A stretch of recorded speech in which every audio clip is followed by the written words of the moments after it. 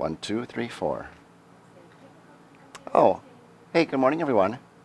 We're having a little technical difficulties with Sue's microphone, so just hang in there for about 30 seconds to a minute as she swaps things out, and then we'll start singing away. I hope you can hear me. You think they can hear me, honey? They seem to be able to hear me. Hey, Sue, are you going to I'm here. Can you hear me now? Hey. Oh, look at that. Everybody can hear me. I This is can hear you, awesome. too. Good morning, Bethel of Mount Hey. Friends family and visitors. And Jim, let's get this started. Let's sing. Let's sing. This is Amazing Grace. Join me.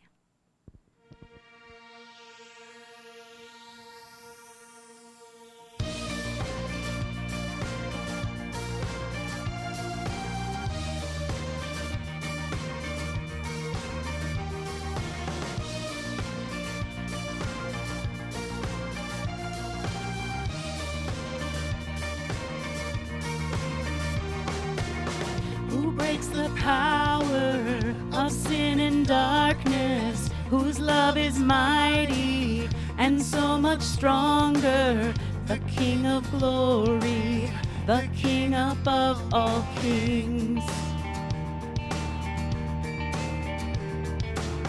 Who shakes the whole earth with holy thunder and leaves us breathless in awe and wonder, the King of glory, the King above all kings. This is amazing grace. This is unfailing love, that you would take my place, that you would bear my cross. You laid down your life, that I would be set free. Oh, Jesus, I sing for all that you've done for me.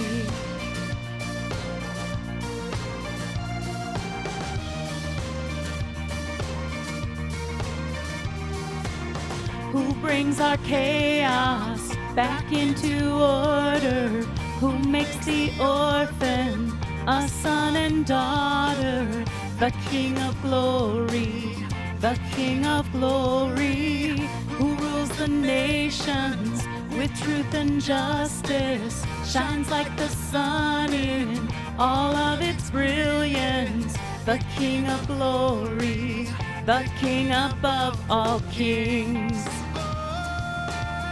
This is amazing grace. This is unfailing love, that you would take my place, that you would bear my cross. You laid down your life, that I would be set free. Oh, Jesus, I sing for all that you've done for me. Worthy is the Lamb who was slain. Worthy is the King who conquered the grave. Worthy is the Lamb who was slain. Worthy is the King who conquered the grave. Worthy is the Lamb who was slain. Worthy is the King who conquered the grave. Worthy is the Lamb who was slain. Worthy, worthy, worthy. Oh, this is amazing grace. This is unfailing love, that you would take my place, that you would bear my cross. You laid down your life, that I would be set free. Oh, Jesus, I sing for all that you've done for me.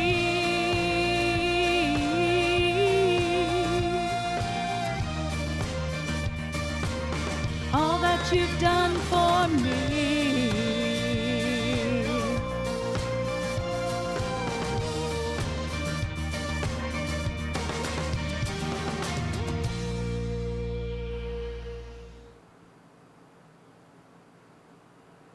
Welcome, friends, families, and all of you out there in Facebook land and from wherever you're tuning in. You are now part of the Bethel of Mound community here. You are family. That's what we say because Bethel means house of God. Is that right?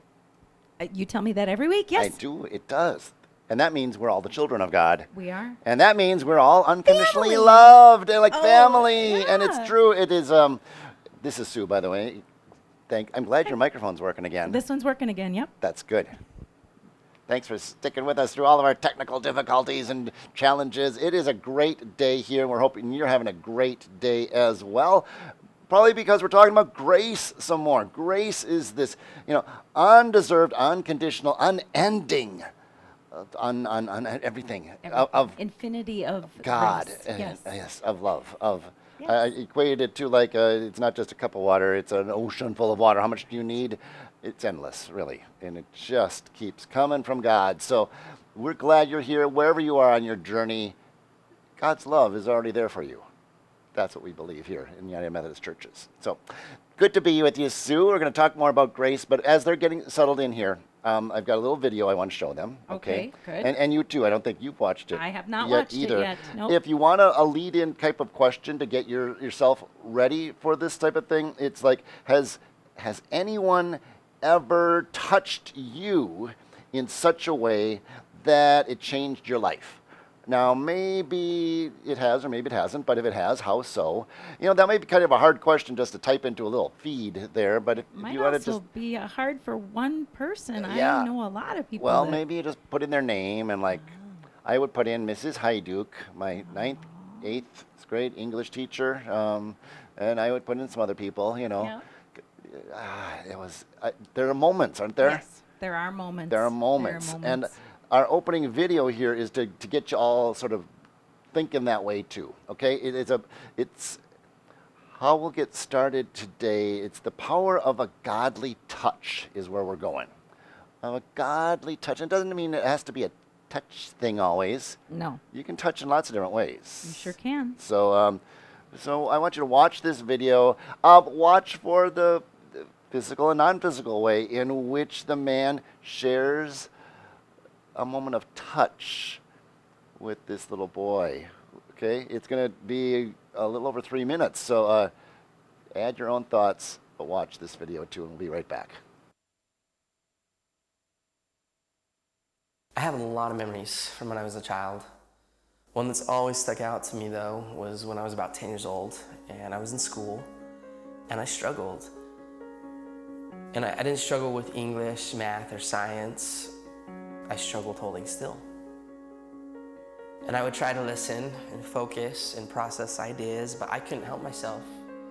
And to be honest, I would sit there and then I would just start tapping. And the students in the class would look at me and they'd say, "Hey, stop tapping." A lot of the time, I didn't even realize I was doing it. And then eventually even the teachers got after me and they would yell at me and they'd say, "Clint, you have to stop tapping." It got so bad that I got sent to the principal's office for tapping. And he said to me, "Okay, maybe when you go back to class, just try sitting on your hands." And so I did. I went back to class, and when I felt myself starting to tap, I did this. I sat on my hands. And that worked for about 5 seconds. One time I was tapping in class, and my teacher, Mr. Jensen, he looked at me and he yelled. And he said, "Clint, stay after class." And I thought to myself, this is it. I am done. Now, I've always been the type of person that believes that a single moment in time can change a person's life.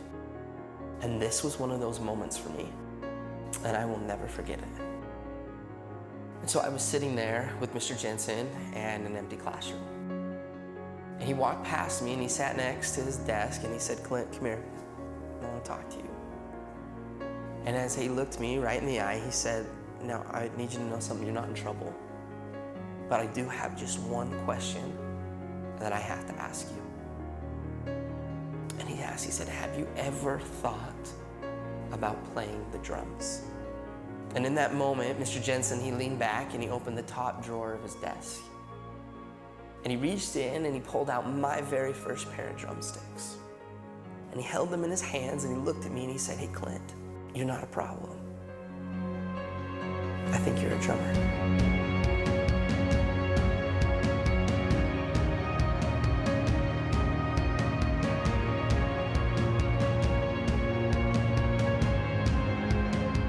From that moment on, I've never put those sticks down. I've toured, recorded, and played drums all over the world. My whole college education was paid for with drumsticks in my hand. Just because of a single moment in time when somebody believed in me, and he saw something in me that I didn't even see within myself. And from that moment, I learned that there's a difference between being the best in the world and being the best for the world.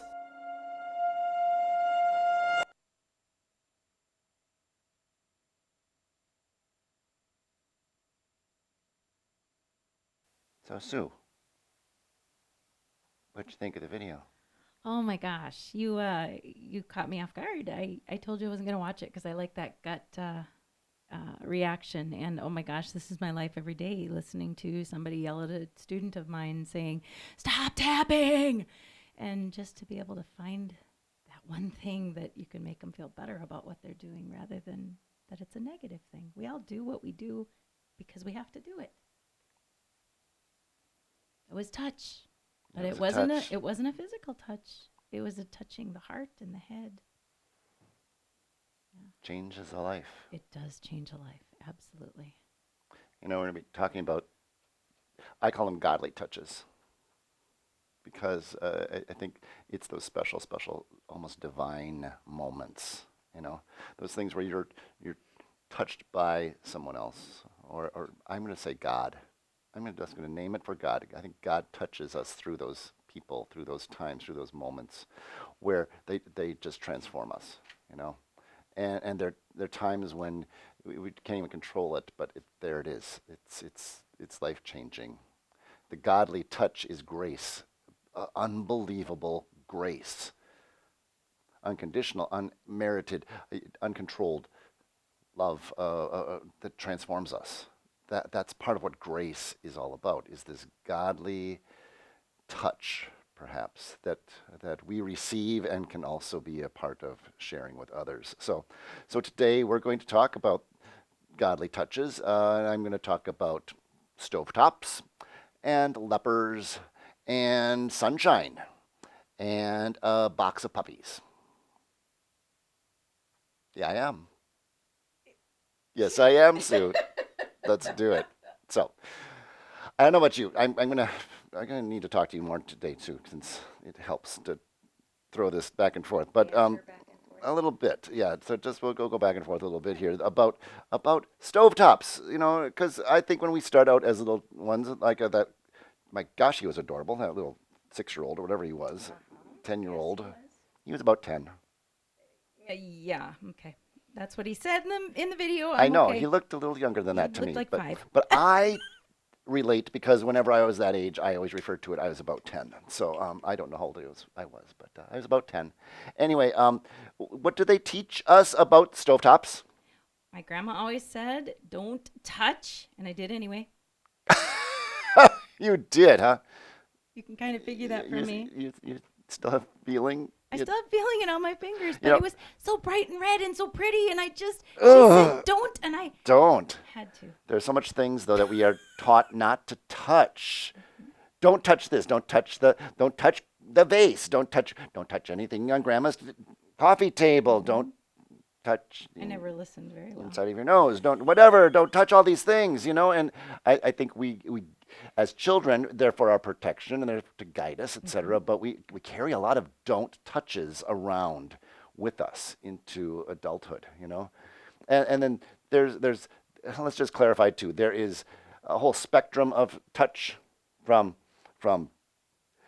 bad touch. Do not abusive touch, hurting touch, yucky stuff. That's not what we're talking about right now. Nope. Okay, really, I'm sort of talking about this half forward, which is about good touch, holy touch, life-giving touch, the touch for others, not anything that is of this nature. I'm not endorsing any of this. Okay, just to Right. clarify that right up front, and don't go there about crossing over boundaries and all that stuff. Right. Okay, so just to clarify what we're talking about with touch. But so you've got this whole spectrum. But I think we get sometimes with all the don't, we shy away from ever touching then sometimes in lots of different ways. Not just the physical. Right. The Don't words, touch. the- Don't, shouldn't, yep. shouldn't cry. Shouldn't Yep. bother her. Shouldn't, whatever it happens to be. Yeah. Just sit on your hands and sit on your whole self and isolate. You know, there are people in the Bible where actual physical touch was prohibited.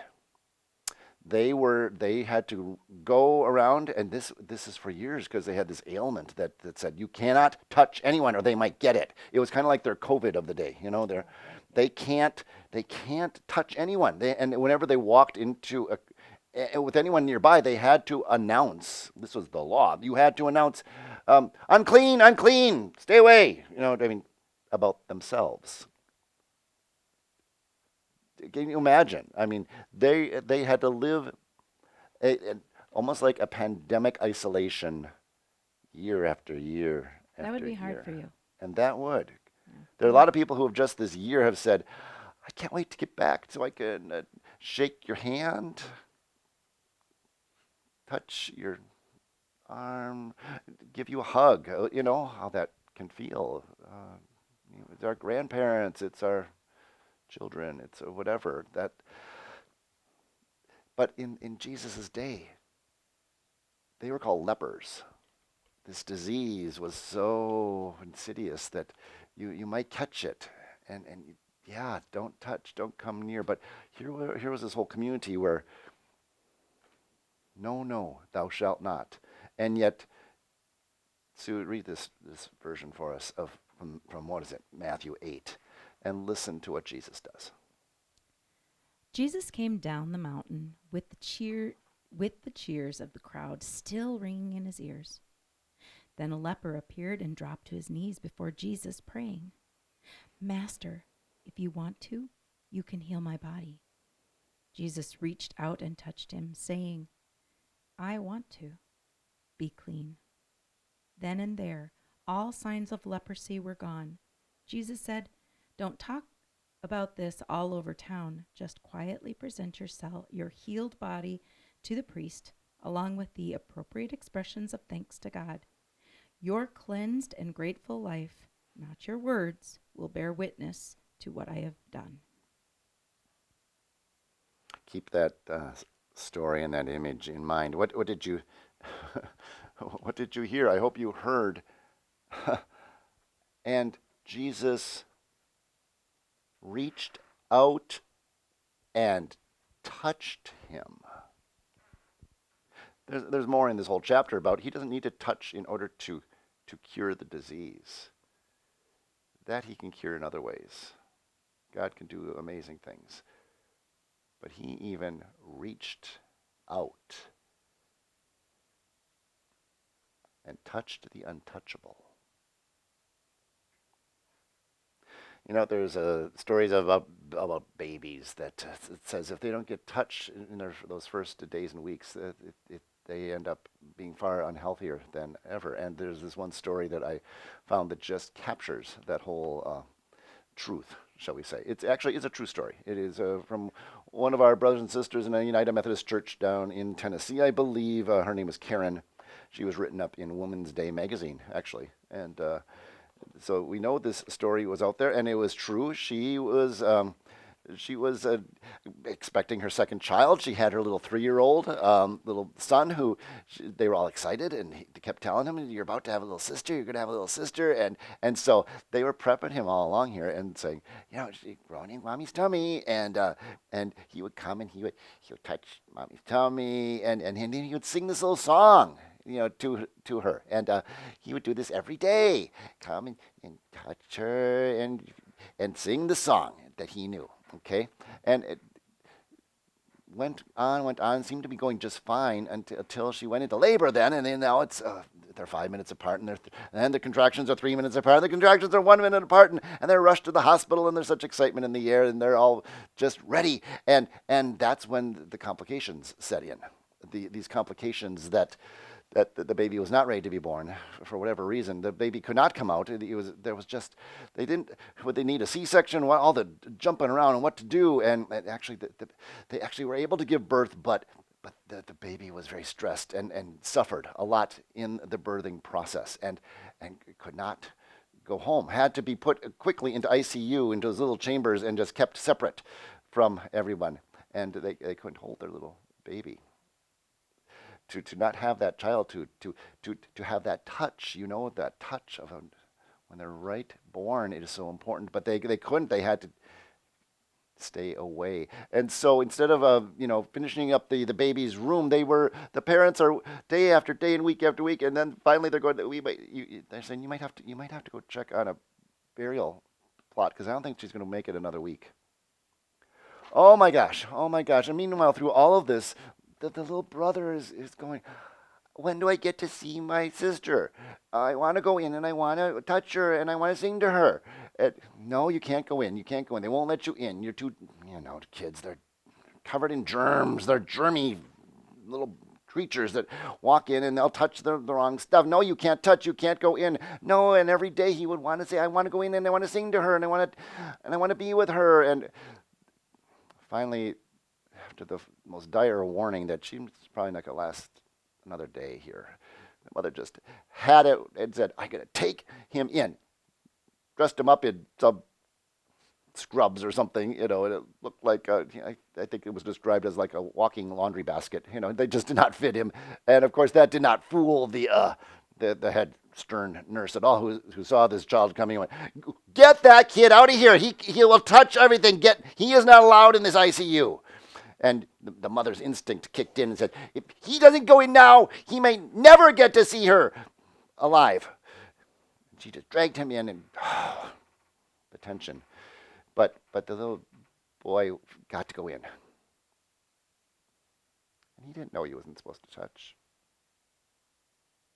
And so he just reached in and touched his little sister's hand. And held her hand and then in the sweetest way sang his song to her. You are my sunshine, my only sunshine. You make me happy when skies are gray. You never know, dear, how much I love you. Please don't take my sunshine away. And the most amazing thing happened. As he sang, the little baby vital signs over on the screen settled down.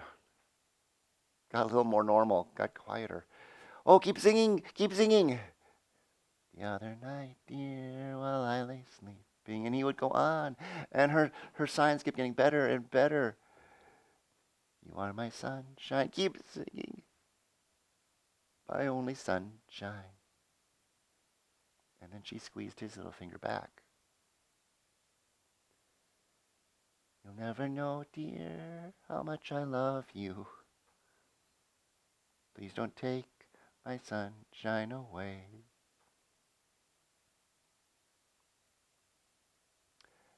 True story. That little baby girl recovered so fast, she went home the next day. The miracle of a godly touch, of a song that touches, of a brother that touches, of a love that touches. Sometimes we forget the power of a godly, holy, gentle touch. Oh, yes. How many of you have ached for a touch this last year plus with all the COVIDs? Whether they're the children or I think of the grandchildren, the grandparents even. We've been hungry for community of being together again. Doesn't have to be physical, but the connections. We had to find new ways sometimes of being in touch with each other so that the love of God might come through. Churches have, I think, almost subconsciously, unknowingly, despite ourselves, we know the value and the importance of touch. Because some touches are not just, you do them so often. These are kind of almost those special touches. It's the touches when we hold hands, maybe, is the one way that physically we touch to commune with each other as we talk to God. There's the touch of a baptism like we just had, with a very special touch on one's head with the waters of God that flow down of the Holy Spirit upon you. They're the touches of a bishop laying his hands upon those being ordained. Or when a whole community gathers around those going on a mission trip and they all connect almost like a giant spider web of connection, touching each other's shoulders until everyone is connected to the person in the front or the people, and we bless them. For those who need healing, we say, go to the elders and be touched. Let them lay hands upon you. Why? Because Jesus dared to touch and knew that there was power there. Such gentle power there.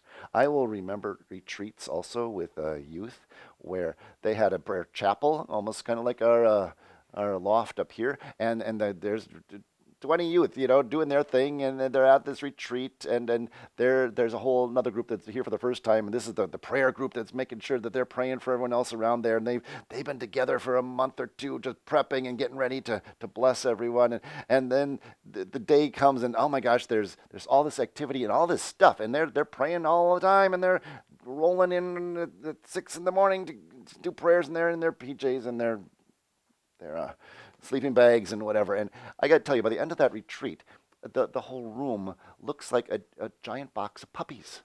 They're just spewed all over the place. They're laying on top of each other. They're crawling on top of each other to get to the bag of the Doritos.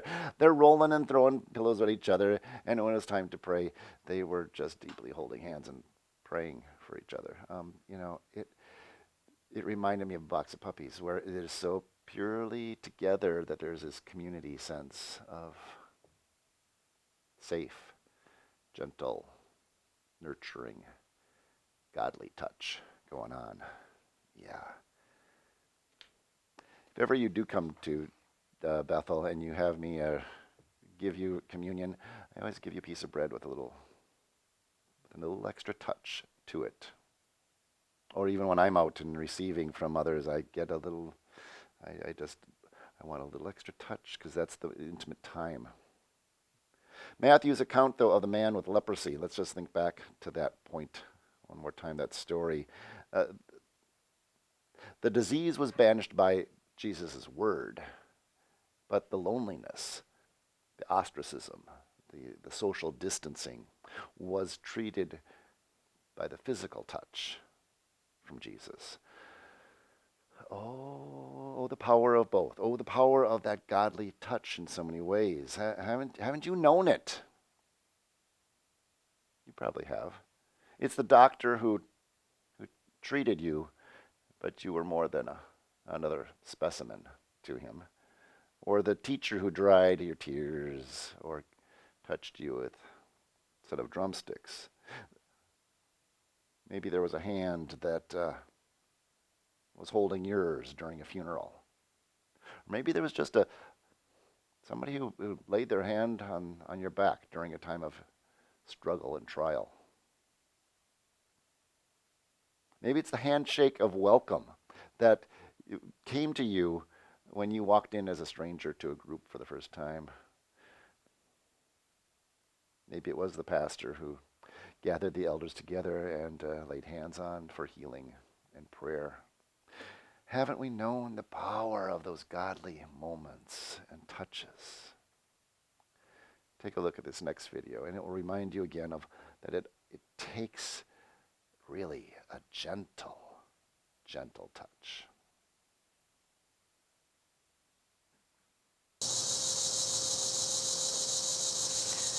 Yeah, when I think about gentleness, I think about the power that touch can have. Not the strong arm of the law, not the, the mighty grip of the powerful, but a gentle touch. Think about Saturday. I was down here at a vigil for a young boy who was killed, 7 years old, was killed by a car that hit him in the street, and this family called on the community to have a vigil because the death of their son has gone unnoticed. It hadn't been reported in the newspaper. It hadn't been addressed by the police, really. They hadn't received any kind of apology from the person who killed their son with his car. And there's this dear woman, Marcia Owen, who's been leading this vigil ministry for the past 25 years in Durham. And I was just amazed to be there with her, to watch her meet this family, some of them for the first time, and to touch them, to gently touch them, and to see the healing that can be real.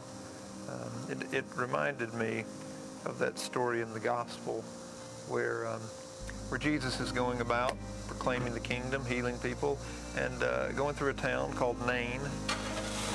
In this town, there's a funeral procession. There's another grieving mother whose son is laid out there on the bier. They're carrying him dead through the town, and the thing that fascinates me in that story is that the gospel says that Jesus touched the coffin. It's not one of those Pentecostal laying hands on, rise up sort of touches. It's the sense I get from the story is that it's a touch that's as gentle as Marcia's touch with that grieving family. And in the gospel it says that the boy got up and walked. And the miracles in the gospel, the miracles are always meant to point us to the message. The miracles are meant to drive home the point. Of course, God could always perform miracles, but God didn't then, and God doesn't now always raise the dead. This young man that we prayed for and whose family we prayed for on Saturday is still dead, and yet the message is just as true as it was when Jesus raised that widow's son at Nain, that if we have the gentleness to touch people at their point of pain, to touch the death that can be so scary to us so many times, that's where healing begins. That's where the kingdom breaks in the gentleness of that touch.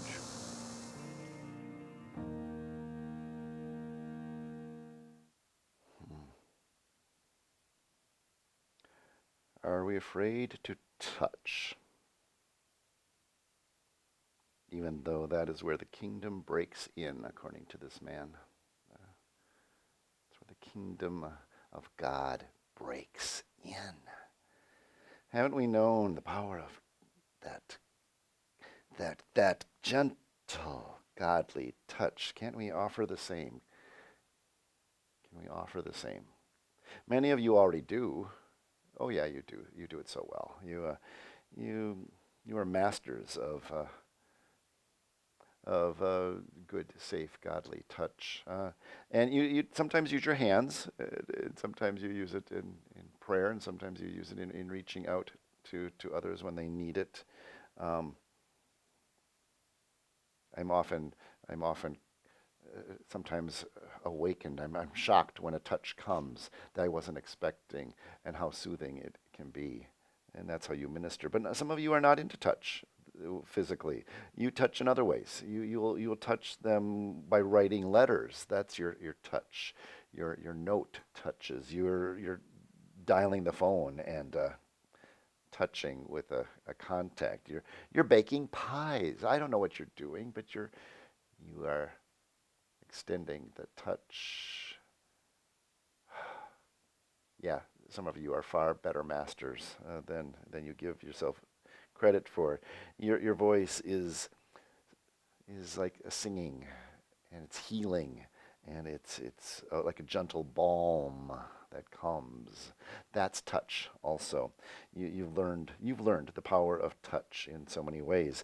But others of us, some of us, we just tend to forget. We forget to do it. We forget how important it is. We forget. Our hearts are good. It's just that I guess that our memories are bad. We just get distracted or something. We forget how significant just one touch could be somehow. One single touch can be. And sometimes we fear whether it's the topic like death, or maybe we're just feared that we're going to say the wrong thing. Oh, geez, we're going to use the wrong tone. Or we're just going to somehow act it out in the wrong way. I don't know. All these things come to mind. And so rather than potentially doing it incorrectly, we do nothing at all. We're not the masters, and we need more practice. Yeah. Aren't we glad, though? Aren't we all glad that Jesus doesn't make the same mistake, and he's not afraid to do it in so many different ways? Wow, all the time he probably was shocking people with his gentle touch. And so if you fear doing the wrong thing and it prevents you from doing anything, then keep in mind this one final thought. Keep in mind that the perspective of the leper is not the perspective that you have of the world. The perspective of the leper says, you know what? They aren't picky if you get it wrong. They aren't finicky if the tone is a little off. You know what? They're just lonely. They're just hungry. They're just hurting in so many ways and looking for a godly touch. So, they're yearning for that. They are all these things, expressions of God's amazing grace. Jesus touched the untouchables of the world. Will you do the same?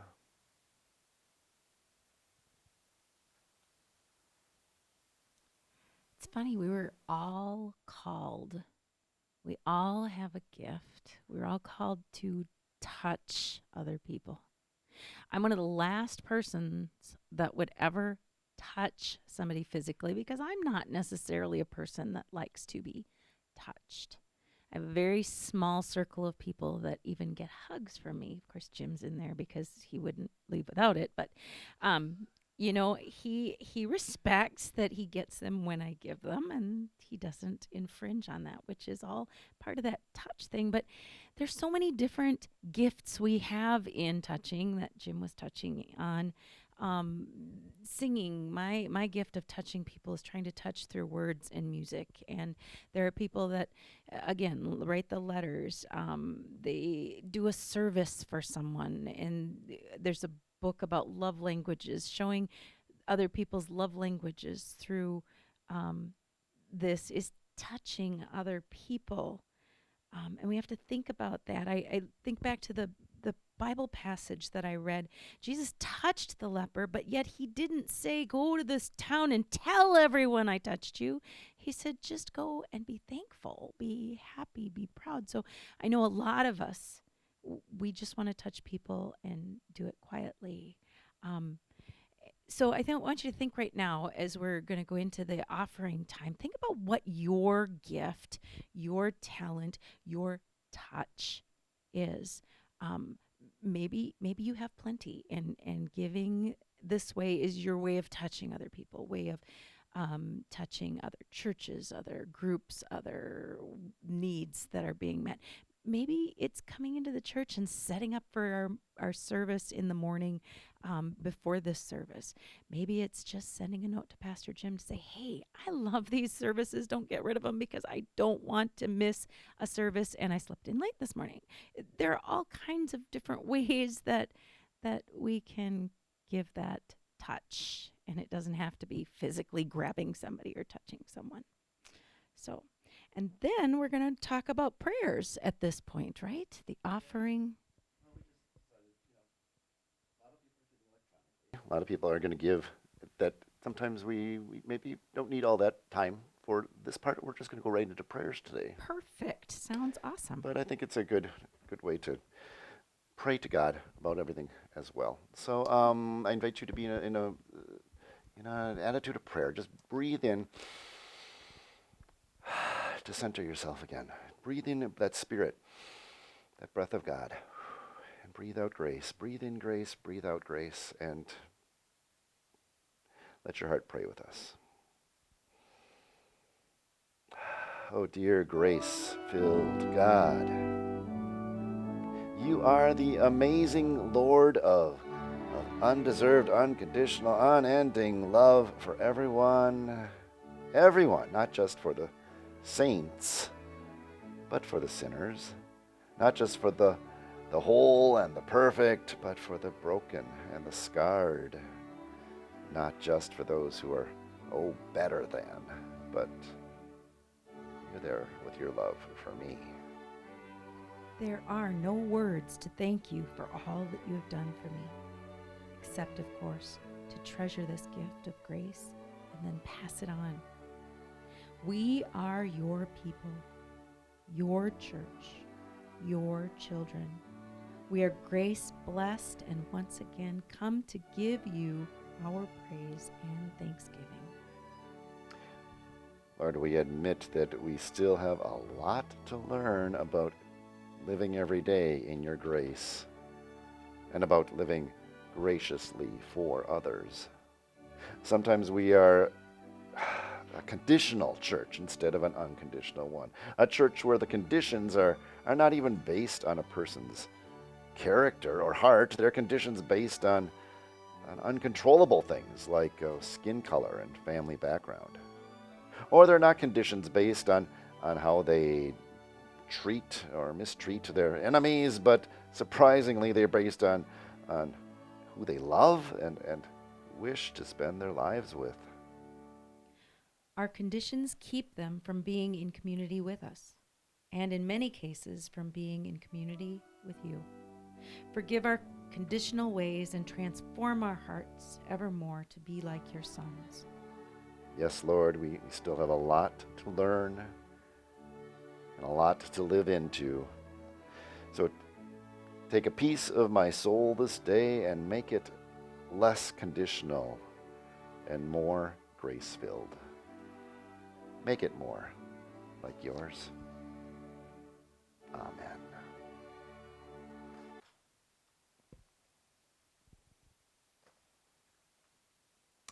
Well, Sue. It's time for teaching people how to live the opportunities of faith. I thought you were going to say it's time to go. Good. We're going to talk about other things first. We're going to talk about other things first, but Good. it is getting closer to go. I think that is time to.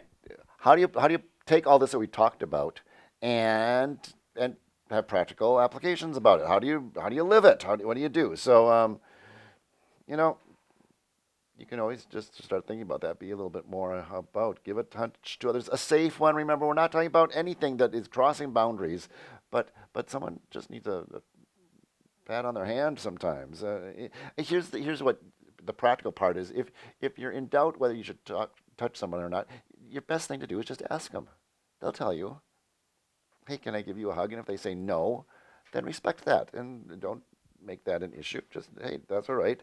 Only do it if it feels ultra safe and it's all about them. It's not about you. If you want to gift someone, you just do it in a way that they appreciate and they're comfortable with. Make it affirming. So there's your first practical sense, is not forcing any of your touch on them. You're just sort of offering it if they want it.